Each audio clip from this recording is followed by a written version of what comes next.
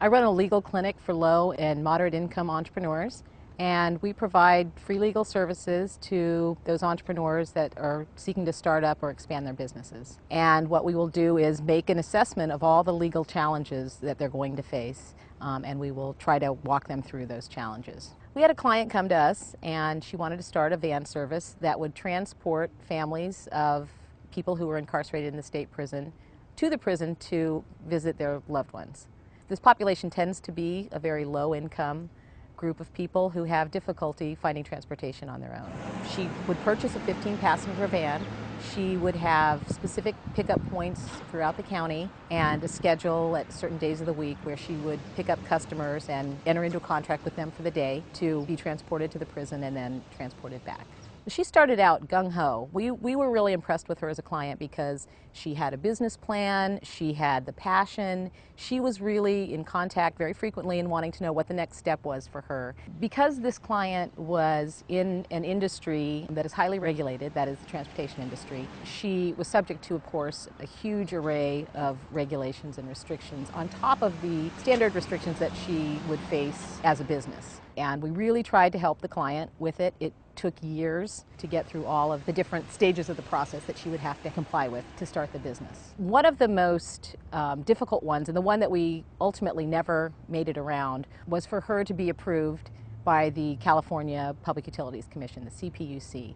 She had to send a notice out to all entities, whether government or private, that were operating transportation in any of the areas that she would be operating in, notify them that she was applying for this license, and they would have the opportunity to come in and make an argument about why her services were not necessary. In other words, she was forced to invite her competitors in to make an argument about why she should not be in the marketplace. Ultimately, she was deflated, and you could see in the last few months that she was really not returning calls and sort of dejected about how much money she might have to pay and what if it doesn't fly. I felt like we approached this mountain together. We all stood looking up at it, and she was really willing to scale it. And so it's disheartening to think that ultimately we never even made it to the top. And what that meant was not only an entrepreneur that never got started with a good idea, but employees that never got hired, support staff that never got hired, and families and friends of an underserved population that didn't get the services they could have used. I think absent these regulations, we'd see a lot more low-income entrepreneurs pulling themselves up by the bootstraps and becoming self-sufficient, and at the same time employing other people. I think there are several things that we can do to sort of support them and give them an opportunity to get their businesses off the ground. One is to maybe alleviate their tax burden in the first year, or alleviate it until they make a certain amount of money. They've got to have enough to be able to run their business.